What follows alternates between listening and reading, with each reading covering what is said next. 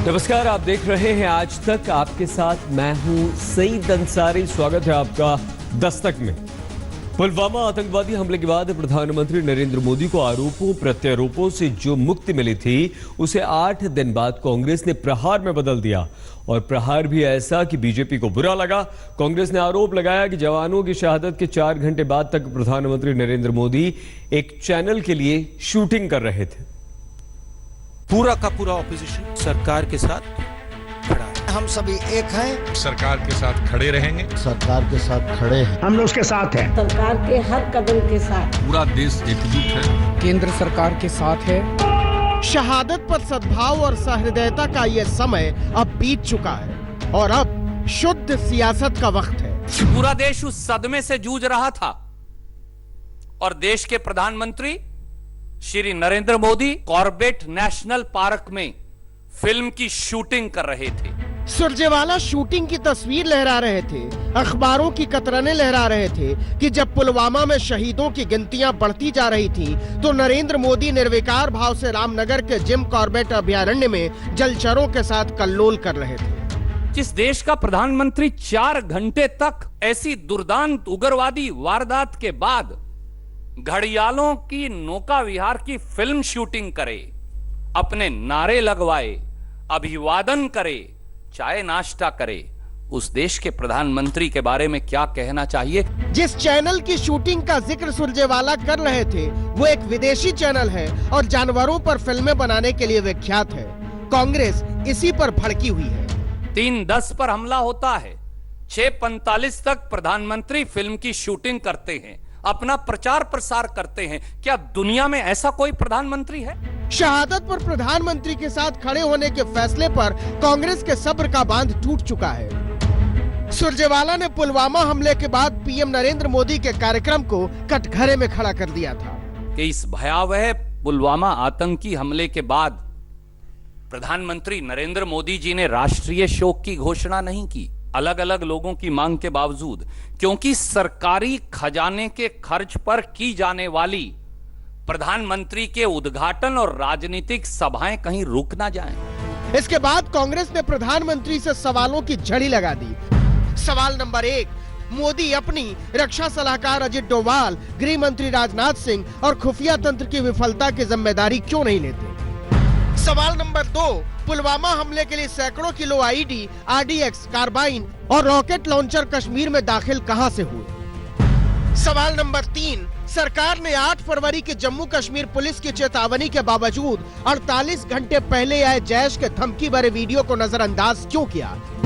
सवाल number 4, PM Modi और गृह मंत्रालय ने हवाई मार्ग से आवाजाही के सीआरपीएफ और बीएसएफ के अनुरोध को क्यों ठुकराया?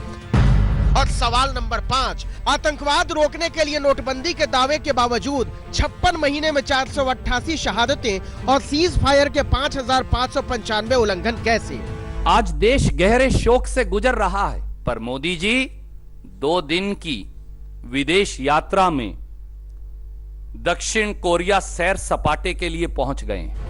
मतलब पुलवामा की घटना के बाद पीएम मोदी को सारे सवालों से परे रखने का जो कवच विपक्ष ने दिया था, उसे बहुत बेरहमी से उसने वापस खींच लिया है। सरकार को जवाब देना चाहिए, क्योंकि वही लोग हैं जो देश में बहुत से सर्टिफिकेट बांटते हैं। बीजेपी के प्रवक्ताओं को बहुत देर तक तो समझ में नहीं आया कि उन्हें कहना क्या है। शाहनवाज हुसैन से लेकर संबित पात्रा तक यही बोलते रहे कि प्रधानमंत्री सारे सवालों से परे हैं। फिर है कानून मंत्री रविशंकर प्रसाद। इमरान खान का स्वर और कांग्रेस के प्रवक्ताओं के स्वर में काफी नजदीकी है। पाकिस्तान में बहुत खुशी आई होगी कि भारत हमारे प्रधानमंत्री से सवाल पूछ रहा है। जब उन्होंने कुछ कहा तो अब तो प्रिंसिपल अपोजिशन पार्टी भी यही सवाल कर रही है। अब देखिए कांग्रेस ने सवाल क्या किया और बीजेपी ने जवाब क्या दिया। कांग्रेस ने आरोप लगाया कि पुलवामा हमले के बाद पीएम विदेशी चैनल के लिए शूटिंग कर रहे थे। बीजेपी ने कहा जिम कॉर्बेट के जंगलों में पीएम का आधिकारिक कार्यक्रम था। कांग्रेस ने कहा प्रधानमंत्री ने राष्ट्रीय शोक घोषित नहीं किया।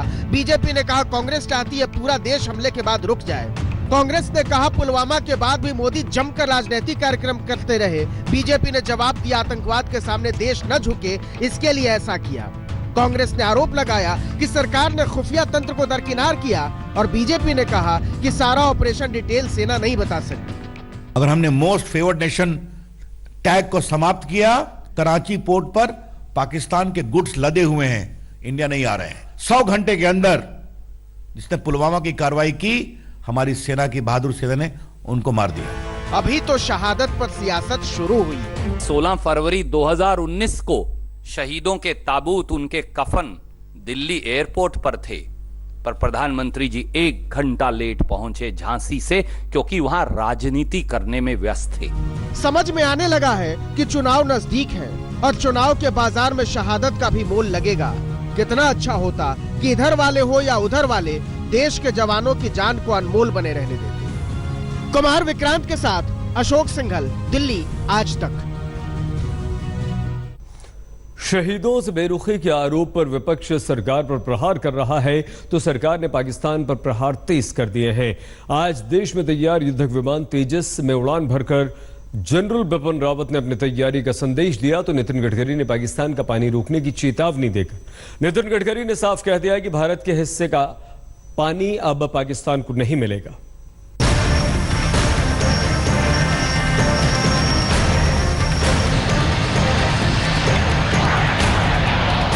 बंगलुरु में तेजस में बैठकर उड़ान भरने से पहले हाथ हिलाते हुए सेना प्रमुख जनरल बिपिन रावत की भंगिमाओं को पाकिस्तान में बैठे हुए जनरल देख रहे थे और सोच रहे थे कि अगर जंग हुई तो क्या होगा, क्योंकि जनरल रावत ने बात ही ऐसी कह दी थी। टारगेटिंग जो इसकी है बहुत अच्छी है, क्योंकि मुझे पायलट ने दिखाया, एयर वाइस मार्शल तिवारी जो मुझे पायलट कर रहे थे, उन्हें दिखाया किस तरह से हम रडार के जरिए भी इसको टारगेट कर सकते हैं। इस तरह से टारगेटिंग हो रही थी, बिल्कुल एक्यूरेटली टारगेट पे जो बॉम्ब हैं और जो बाकी रॉकेट्स हैं पहुंच रहे थे।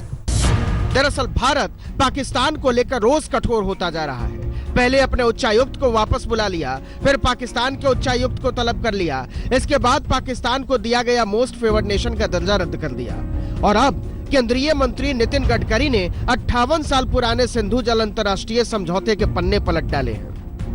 प्रधानमंत्री नरेंद्र मोदी के नेतृत्व में सरकार ने फैसला किया है कि पाकिस्तान को जाने वाले अपने हिस्से का पानी हम रोक देंगे।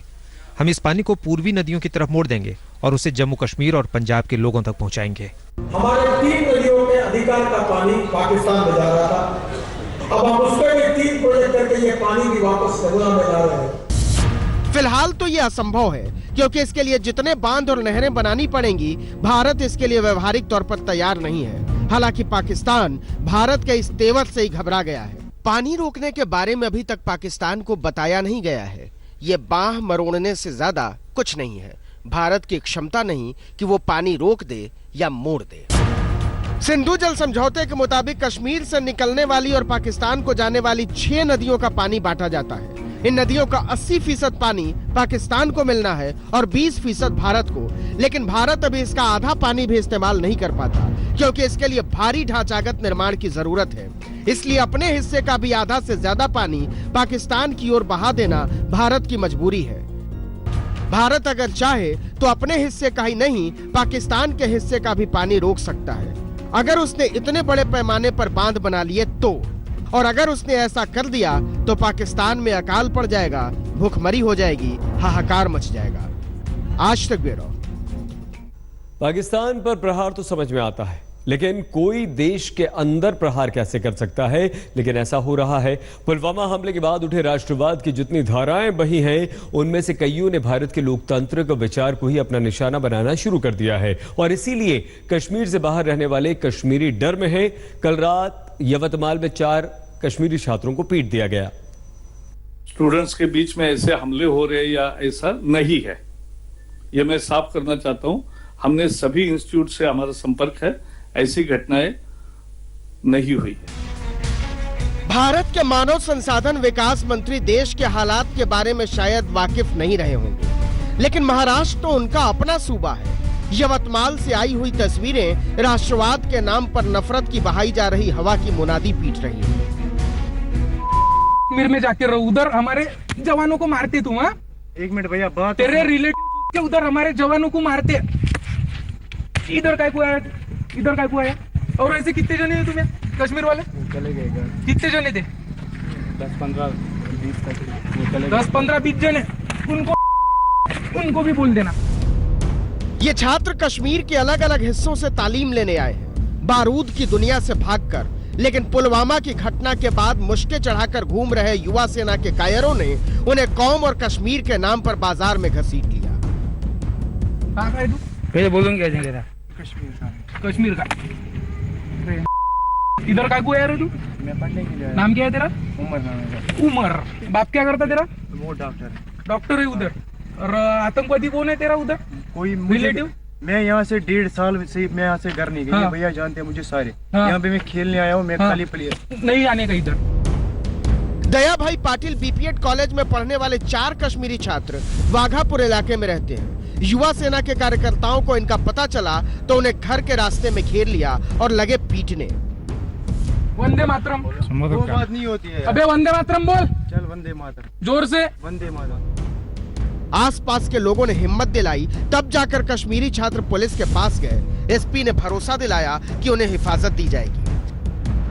तुरंत पुलिस को संपर्क करेंगे सो दैट उनको जो मदद चाहिए वो भी मिल जाएगी और ऐसा जो लोग काम करते हैं उनके ऊपर कानूनी कार्रवाई करने के लिए सुविधा रहेगी। युवा सेना के उप जिला प्रमुख अजिंक्य मोटके समेत 4 कार्यकर्ताओं को पुलिस ने गिरफ्तार कर लिया है।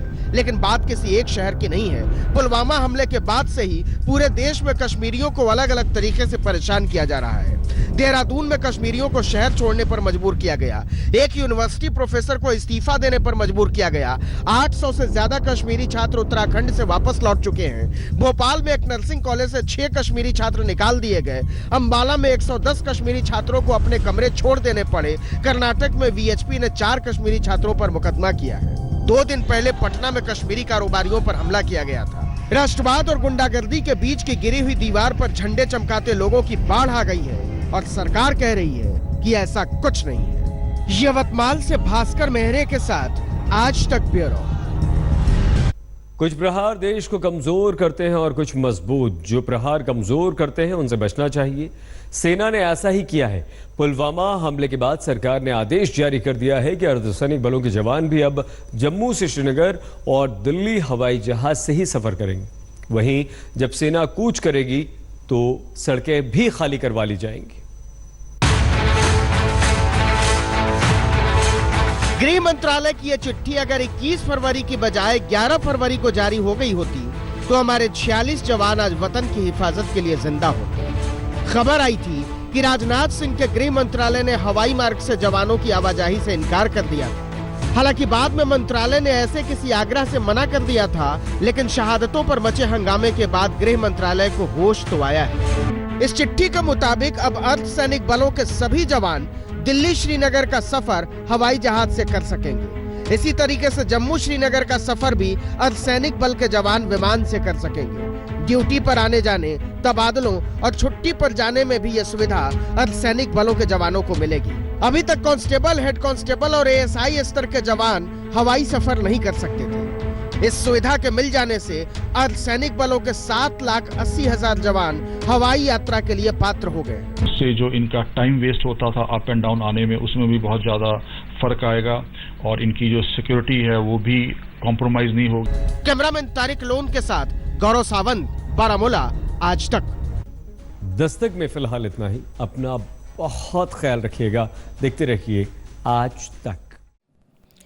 लेटेस्ट खबरों के लिए यूं ही देखते रहिए आज तक और इस वीडियो के पसंद आने पर लाइक, शेयर एंड सब्सक्राइब करना ना भूलें।